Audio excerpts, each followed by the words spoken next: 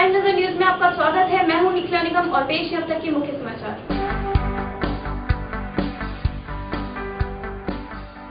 स्वायत्त शासन कर्मचारी महासंघ द्वारा लंबित मांगों को पूरा किए जाने हेतु श्रमिक दिवस के अवसर पर बालाकदर मार्ग प्रकाश विभाग से नगर निगम मुख्यालय लालबाग तक विशाल रैली निकाली गई, जिसमें हजारों संख्या में कर्मचारियों ने भाग लिया। रैली का नेतृत्व महासंघ के प्रदेश अध्यक्ष श्री बालेश्वर मिश्र और महामंत्री अशोक गोयल ने संयुक्त रूप से किया।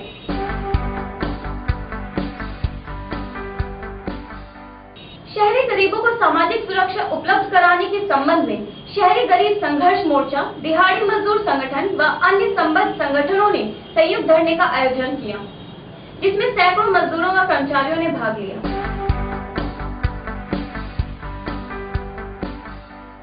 आदर्श अनौपचारिक शिक्षा अनुदेशक एसोसिएशन का क्रमिक भूख हड़ताल शहीद स्मारक पर 160वें दिन भी जारी रहा। एसोसिएशन के कार्यकर्ता ने मांगे पूरी न होने पर 15 मई से आमरण अनशन पर बैठने की चेतावनी दी।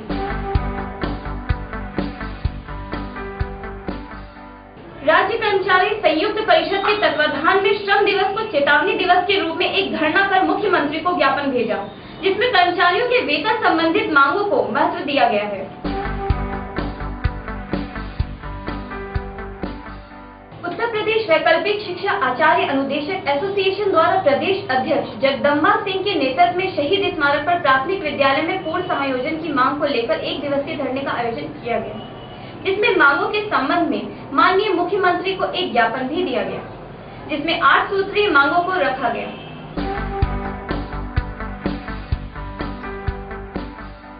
भारतीय किसान यूनियन उत्तर प्रदेश द्वारा किसानों की आर्थिक दशा सुधारने हेतु आवश्यक कदम उठाने की मांग की गई, जिसके अंतर्गत धान व गेहूं का समर्थन मूल्य घोषित किए जाने की बातें प्रमुख रूप से कही गई हैं।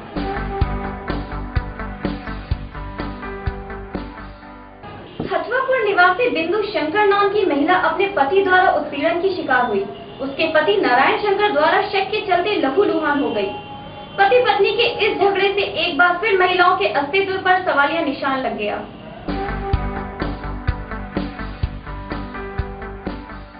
अब समाचार विस्तार से। स्वायत्त शासन कर्मचारी महासंघ द्वारा लंबित मांगों को पूरा किए जाने हेतु श्रमिक दिवस के अवसर पर बालाकदर मार्ग प्रकाश विभाग से नगर निगम मुख्यालय लालबाग तक विशाल रैली निकाली गई, जिसमें हजारों संख्या में कर्मचारियों ने भाग लिया।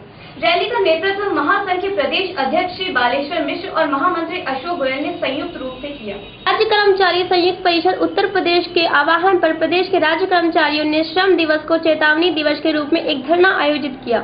उन्होंने मुख्यमंत्री को अपनी मांगों से संबंधित ज्ञापन सौंपा, जिसमें 18 मई तक मांगों पर विचार न किए जाने के कारण राज्य कर्मचारी संयुक्त परिषद द्वारा आंदोलन करने की चेतावनी दी गई है। हमारे संवाददाता को परिषद के समन्वयक श्री अमरनाथ यादव ने बताया कि कई बार आश्वासन देने के उपरांत भी विभिन्न संवर्गों की पद से पद की समानता के आधार पर उच्च वेतन मान नहीं दिए गए, जिसके विरोध में हम इसे एक आंदोलन में परिवर्तित करने का विचार कर रहे हैं। अब तक जिसका कर्मचारी एकता जिंदाबाद जिंदाबाद जिंदाबाद। यूपी सरकार होश में आओ, होश में आओ, होश में आओ। यूपी होश में आओ, होश में आओ, होश में आओ। एकता जिंदाबाद जिंदाबाद जिंदाबाद। राज्य कर्मचारी संयुक्त परिषद जिंदाबाद जिंदाबाद। देखिए, छठा वेतन आयोग जो है 1.25 साल में केंद्र में बैठा, 1.25 साल में रिपोर्ट दे दिया, तमाम विदेशों को भ्रमण करके लागू भी कर दिया। 14 सितंबर 2008 को माननीय मुख्यमंत्री जी ने घोषणा किया कि उत्तर प्रदेश में छठा वेतन आयोग लागू हो जाएगा और 2 साल कार्यकाल हो गया। सितंबर तक रिजवी वेतन समिति की रिपोर्ट डेट बढ़ाई जा चुकी है। आश्चर्य की विषय यह है कि पूरे देश के लेवल पर 1.25 साल में रिपोर्ट बन भी गई, लागू भी हो गई और उसी रिपोर्ट को उत्तर प्रदेश में लागू करने के लिए 2 साल से ज़्यादा समय बढ़ाया जा चुका है। अभी तक भी 100 संवर्गों की विभिन्न विभागों की वेतन विसंगत, 25 सामान्य संवर्गों की अभी तक जो है कोई रिपोर्ट नहीं लागू। अब आपकी मुख्य मांग क्या है?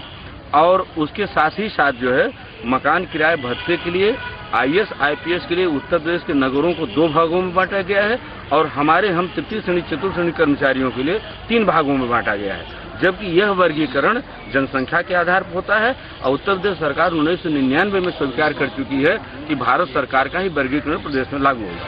दूसरी चीज, यहाँ पर मूल वेतन के आधार पर न दे करके भत्ते ये दे रहे हैं ग्रेड वेतन के आधार पर। ग्रेड वेतन 10 साल तक नहीं बदलता है, तो यानी कि बाजार में मकान का किराया सरकार ये एक्सपेक्ट कर रही है कि मकान का किराया 10 साल तक नहीं बदलेगा। कितनी आश्चर्य की चीज है। इन सब बातों को लेकर राज्य कर्मचारी असंतुष्ट हैं, परेशान हैं और उनका खर्चा नहीं चल रहा है। यही लखनऊ में 2000 कम एक केंद्र की अपेक्षा हमारा चपरासी वेतन कम पा रहा है, उसका गुजर बसर मुश्किल हो गया है। इन बातों को लेके आज हर जिले में इसी तरह धरना प्रदर्शन 3-4 घंटे का करके ज्ञापन माननीय मुख्यमंत्री जी को जिलाधिकारी के माध्यम से दिया जाएगा और 18 मई को हजारों कर्मचारी प्रत्येक जिले से लखनऊ में आ रहे हैं, जो अपना प्रदर्शन करके उसी दिन अंतिम आगे के कार्यक्रम की घोषणा की जाएगी। धन्यवाद। शहरी गरीबों को सामाजिक सुरक्षा उपलब्ध कराने के संबंध में शहरी गरीब संघर्ष मोर्चा, दिहाड़ी मजदूर संगठन व अन्य संबद्ध संगठनों ने संयुक्त धरने का आयोजन किया, जिसमें सैकड़ों मजदूरों व कर्मचारियों ने भाग लिया। शहरी गरीब संघर्ष मोर्चा तथा संबद्ध संगठनों के संयुक्त तत्वाधान में शहरी गरीब व दिहाड़ी मजदूरों को न्याय दिलाने हेतु शहीद स्मारक पर एक विशाल धरने का आयोजन किया गया, जिसमें सैकड़ों दिहाड़ी मजदूर, महिला मंडल, घरेलू कामगार, महिला संगठन, भवन निर्माण तथा अन्य संबंधित संगठनों ने काम लिया। इस अवसर पर मजदूरों को संबोधित करते हुए श्री संजय प्रताप सिंह ने कहा कि हम शहरी गरीब शहर को चलाने में बड़ा योगदान देते हैं। इसके बावजूद न हमारी सही गणना होती है और न ही हमें मूलभूत सुविधाएं मिलती हैं। इसके लिए हमने मुख्यमंत्री के समक्ष 7 सूत्री मांगे रखी, जिस पर शीघ्र विचार किया जाए। हमारे नेताओं ने रखा उनके सामने सिद्धांत उन्होंने जायज माना और ये कहा कि हम इसकी व्यवस्था करेंगे जो जिनके आधार पर आप आदर्श अनौपचारिक शिक्षा अनुदेशक एसोसिएशन का क्रमिक भूख हड़ताल शहीद स्मारक पर 160वें दिन भी जारी रहा। एसोसिएशन के कार्यकर्ता ने मांगे पूरी न होने पर 15 मई से आमरण अनशन पर बैठने की चेतावनी दी। आदर्श अनौपचारिक शिक्षा अनुदेशक वेलफेयर एसोसिएशन का क्रमिक भूख हड़ताल 160वें दिन भी जारी है। इस भूख हड़ताल का नेतृत्व एसोसिएशन के अध्यक्ष श्री चतुर्भुज सिंह ने किया। भूख हड़ताल पर बैठे लोगों को संबोधित करते हुए उन्होंने कहा कि यदि सरकार द्वारा हमारी मांगों पर कोई प्रतिक्रिया नहीं हुई तो हमें विवश होकर इस भूख हड़ताल को आमरण अनशन में परिवर्तित करना होगा, जिसके लिए आप सभी तैयार रहें। एसोसिएशन में कार्यकर्ता ने हमारे संवाददाताओं को बताया कि यदि सरकार द्वारा वर्ष 2001 में नियुक्ति परियोजना अधिकार क्लर्क चतुर्थ श्रेणी कर्मचारियों सहित दूसरे अधिकारियों को मानदेय आधार पर शिक्षा विभाग में समायोजित किया जा चुका है, तो फिर हमारे साथ ये दोगला व्यवहार क्यों किया जा रहा है? यदि हमारी मांगों पर विचार न किया गया तो हमें मजबूरन आमरण अनशन पर बैठना होगा।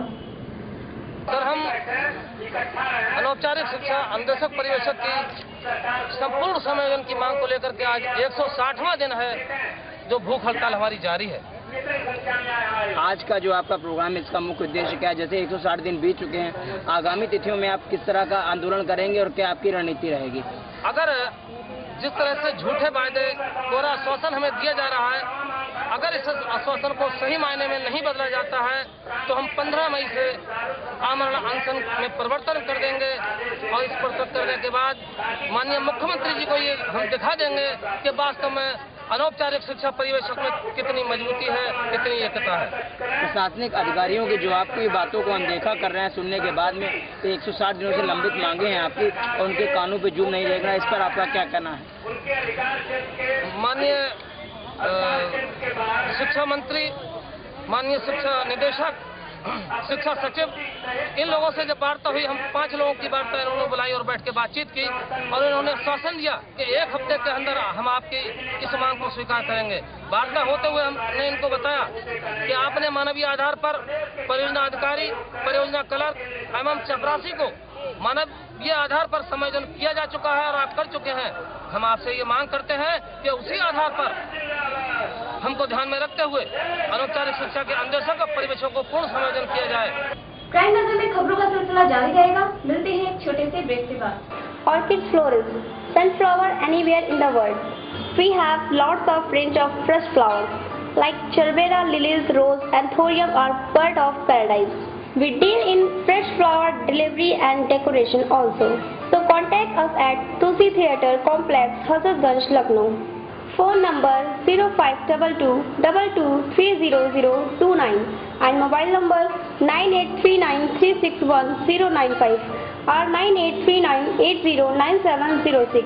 Website www.orchidflorist.net.